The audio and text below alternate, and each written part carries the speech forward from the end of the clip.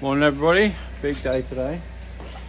With Zach, second last week, he takes off next week. Going to do something else. Bit of a shame, but anyway, if you don't want to do it, you don't want to do it. Okay, so what we got today, we got toys everywhere. I've just bought my first 24-inch surface cleaner. So I bought the Whisper Wash because I like the packable handles because I don't really have room on the truck. And I only use it on bigger jobs, so it's great pulling them out. So it's got a 4-tip system on it, so we used it down here because it was pretty nasty and black down here. And it really tore up down in this area down here. It's really nice and clean. Zach forgot to do this side, so he's gonna have to come back down and tidy this up. But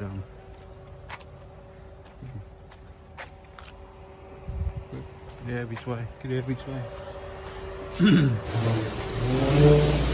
Oh, watch that. It's gonna low beam there. All right, so we got a fair bit of cleaning here to do. Oh, slippery. That's why we're cleaning. Oh Jesus, almost got asked up. Yeah, we cleaned all the stairs at the same time. The reason why we're cleaning the stairs. We're doing right around the whole house, cleaning up all that. Water pressure, we just won't take it off. So tidying up all that. It's going to do a whole general tie up right around the whole property.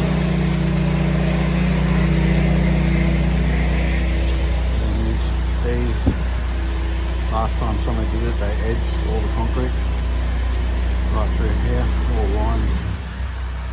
So this is why I try and teach you guys not to damage properties. Like they've just tore this concrete to shreds with a 15 grit tip or something. And tidy up the shed. It's pretty bad. That there should be a nice simple 2% mix on that shed itself. So that shed will probably take us about 15-20 minutes to spray it down and give it a quick rinse. So that's nice and easy. This footpath here is probably, we'll see what that Whisper Wash does to that. We've got the driveway up here to do. We've got the retainer walls over this side to do.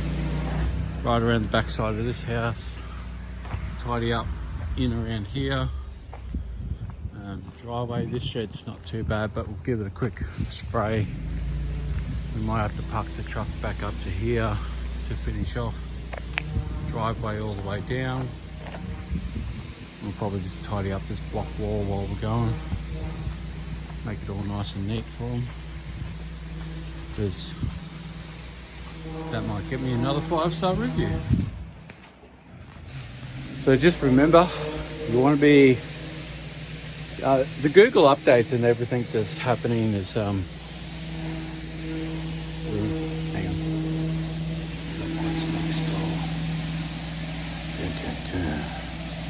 We spotted dirty. That'd be a good video.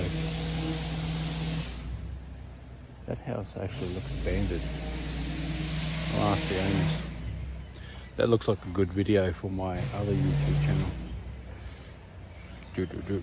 We might do that. Anyway, yeah, a lot of people have been asking me about the mapping and geotagging your photos and stuff. I say if you're going to post anything up online, make sure it's geotagged, keyword tagged. Because Google changes their algorithm so much. Like every month they're doing an update to change something, to make it hyper local, to make your business local. You just never know when they're going to change the algorithm, and then what you've done a year ago actually comes into effect that month. So at the end of the day, I would do everything I possibly could every time I post photos up on my GMB that they're geotagged for my location, for the job site.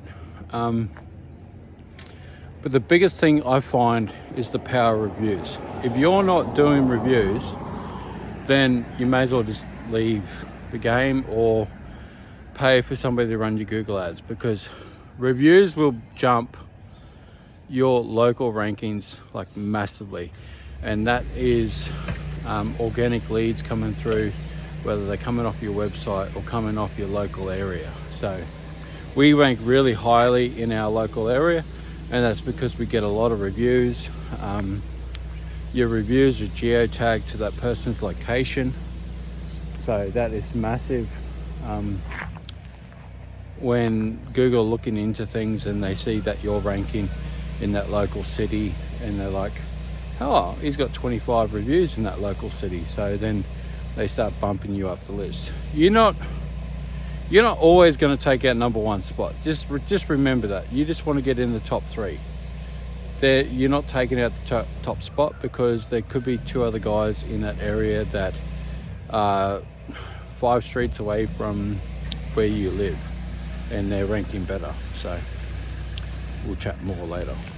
Back around here, Zach's clearing the steps and stuff, and then I'm gonna rinse everything in here. So we've run out of hose, so we're 50 meters from the truck. Until I get my new hose reels put on the back of the truck, I want to get 65 meters on that line, which would have got me to that corner. I would have got back around to the other corner, but probably going to have to move the truck. Just spotted the hot water coming up and through. Don't know if you can see that. There we go. Pretty nasty, so we're just going to pop the chemicals up in there and clean that up as well. So a job like this is on an hourly rate, which is quite high. We have a cap of 5 hours, but if it goes an extra hour, that's fine. So it's a nice job. It's going to pay well for me, so I can take my time, do what I need to do. It doesn't matter if I see something like that, I just clean it up. I don't do this too often, but when she's like, oh, just clean whatever you want, I'm like, well, I can either price everything. It's probably going to be more dearer than an hourly rate. I'd rather just do an hourly rate for you, and this is the price. This is what I expect it to take. So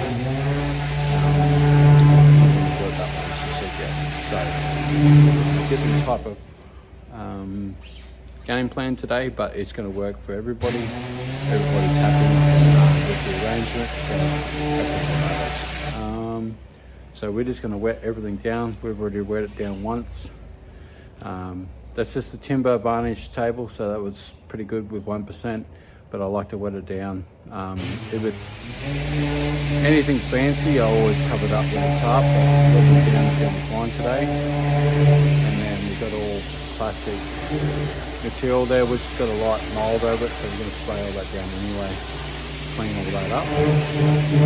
And can't see it, but there's a koala up in the tree just over there, but can't see him in too well because he goes through the tree. But we're going to have a cracking day, so let's spray some stuff.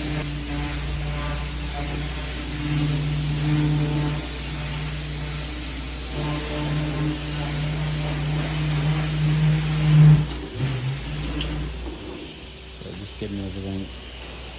Oh, I'm just waiting for music to come through. The deck here, I'm not too worried about. The paint is in really good condition. When it's in this good condition, pre-wet it, hit it with 1%, it's fine. When it's a little bit aged or if it's new paint, you definitely don't want to be putting too thick of a percentage on it. It almost looks like focus through. As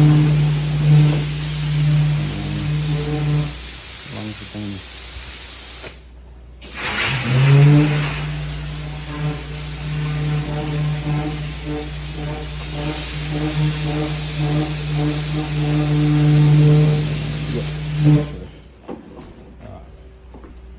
So, a job like this, you've got to watch those ceiling fans. Definitely tell them not to turn it on for a day or two, but no one's going to be here for a week once we're done. So you can see up on the roof there the sprinkler lines. So they've tried to surface clean this once before. As we all know, the only way to wash something like this is to kill all those pores. Water pressure is not going to be your friend.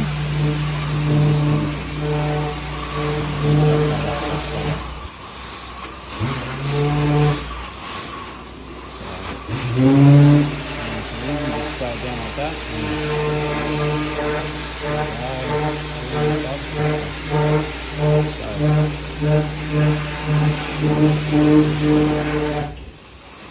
Stop filming maybe?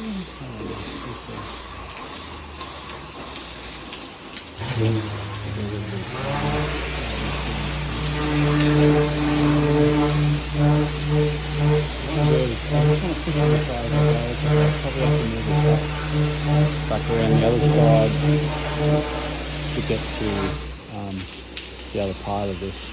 So I'm going to stop filming here because I'm just going to zoom through this section and then come back and have a look at that ceiling.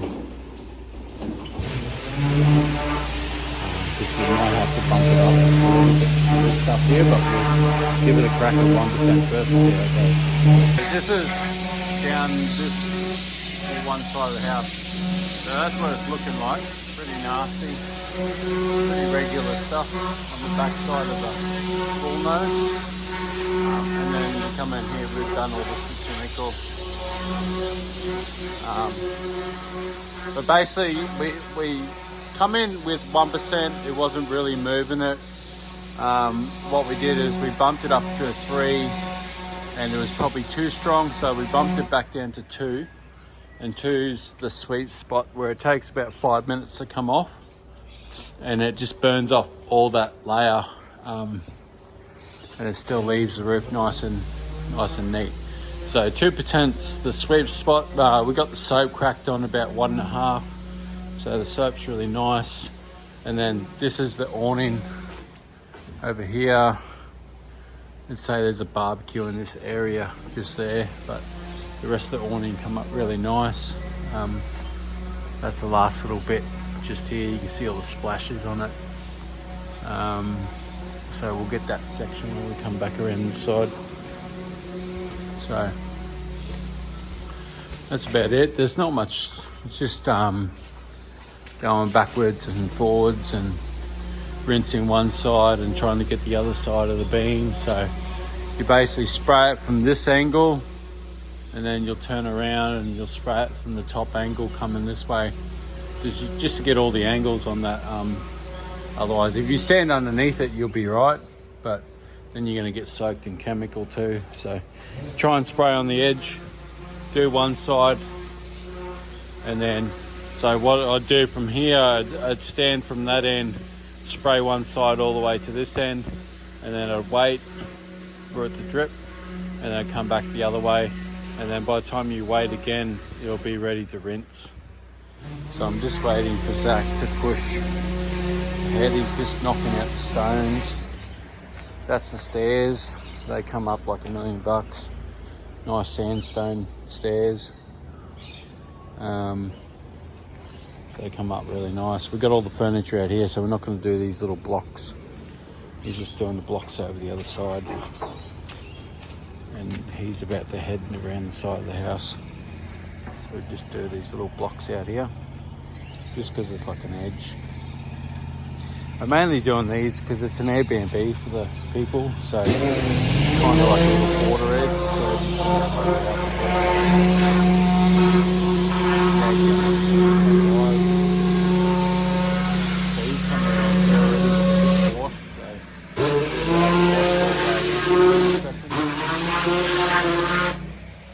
And then he's going to push up that way and go there. Alright, so the whisper wash lasted for the flat concrete, not so much for the exposed. It's a bit rocky.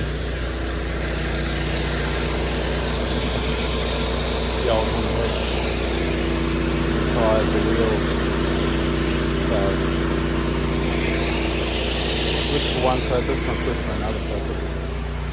So I pretty much just got to knock out this. I'm just doing the remainder of the house, just letting it soak in, and pretty much just got to do the concrete down here. As a difference, the 21 inches leaving the same streaks as the Whisper Wash did, so we kind of got the same lines in the concrete down here. So we're kind of just going to come through and bomb it with a nice pre-soak, put some heavy soap in there and get around those stones, because it's fairly eaten out from whoever done it last time. So just do whatever we can to sort it out this time, which is probably just going to be a heavy chemical. You can see the soap just laying on the concrete there. So soap is pretty, that's only 1.5% on that. So we're just going to go through and knock all that off and put it down. So it's a good thing about the soap on a 1%, 2% mix. Down there's a paver there, paver there, the paver's under the grass there, so don't know where the rest of them go. They're doing it on the floor there, so I don't want to pick up the grass and find them. I need a metal rod. Yeah, so we're just going to clean up out the back here. Just going to finish around the back here. As you can see, it's come up quite nice on the first pass. I don't think there's anything left, so we'll change it over the water, hit that out. We finished the last little bit in here, so they come up quite good. Still a smoke stain up there, so they're a bit hard to get out of the colour line. Sometimes you can't get them out at all, so I'm not too worried about that. Yeah, so we got that, and then we're going to head to, we've got a roof and solar clean, so we're going to check the chemical before we go there, see if we've got enough, if we need to fill up. And then we've got a whole bunch of other jobs. We had a phone call today for another roof and gutter clean because it failed a building and pest inspection because there's trees growing out of the gutter. So the people pulled out of the contract on them. So we charged him $1,200 to come out and fix it all because it's quite extensive. So we're going to go through there and pull out all the trees and stuff, and he wants it done because the next building and pest inspection is on Monday. So we got time on the weekend, so we're going to pop out there on the Sunday, knock that job out. It's going to be pretty good money. Should take us probably 2-3 hours to do that job, because it'll probably take us about an hour to pull out all the trees out of the gutter. So yeah, we were meant to be doing a daycare, so we're meant to be doing a big painting job for a painting company, which was meant to go for the next 4 weeks, and it was $5,000 a week to do this daycare centre, and they had a water leak in it, so it got delayed. So it's been pushed to the end of August, and I had nothing available until I fly away to the States on the 24th. And then as soon as that disappeared, like we got that phone call before we went away to Teddy Swim's concert, and pretty much within 24 hours we had 13 quotes. 4 of them were body corporates, which one of them was a $6,000 job, and we got that one already, so that one's booked in for next month. And there's just like these jobs coming out everywhere. Like 3 of them accepted straight away because they rung us up. They rung 5 other people, didn't answer the phone, or they were too busy to get to them, couldn't get there. So I don't know what prices the people are charging, if they're too cheap because they're booked out. I don't know. But we answered the phone call, we put our money on what we want, and they accepted, and we're going out to do the job. So they're happy, we're happy. Sorry, just looking up the tree because the bird's going crazy. I thought there was a snake there, but it's just a branch. Yeah, it's just insane how your calendar drops off on one job and then it fills up with, like, we're doing probably 6 jobs this weekend for like $5,000, and we're probably going to work half the amount of time we are doing the painting job. So it's just like I'm pretty stoked. We got another line marking job that we're doing the week after, so we've already booked a $1,500 job the week after before we go to the States. So I'm just trying to fill my calendar up because I'm going away for a week, because I lose a fair bit of travel time in the plane and whatnot. So just trying to fill up, do everything I can because I've got like a week off, so I'll just sleep on the plane or whatever. But yeah, pretty crazy. Lots of things happening. Zach's leaving. He's got a girlfriend down in Melbourne and he doesn't know whether he wants to move down there or not. So, and he doesn't know if he's feeling the love for the job. So I think he needs to do something a little bit more switched on, but that's up to him. He likes playing with cars, so I told him to start buying and selling second-hand cars and see if he likes it. Then maybe open a dealership or something that might suit him better. Gets to play around cars and drive and stuff. So you've got to find your passion. Like, I love cleaning. I love the change and the difference it makes, the joy people get out of it, knowing the house has come up new again. I love every aspect of it. And that's why I'm passionate about it. That's why I can do it 7 days a week and not burn out so much. I burn out when I do like days and nights doing really massive jobs. The 7 days a week, I don't tend to burn out a lot because I'm not doing full days every day. So this is just a long vlog for the day. Probably a half an hour vlog, this one. But we're going to rinse this and just giving Zach a bit of time to get down the driveway because I'm going to bomb the driveway behind him with a 6% heavy soap to clean up those stones because the groove is fairly deep now. So getting to the stage where the stones are going to start popping off the driveway. But there's not much you can do about that. But we'll see how we go.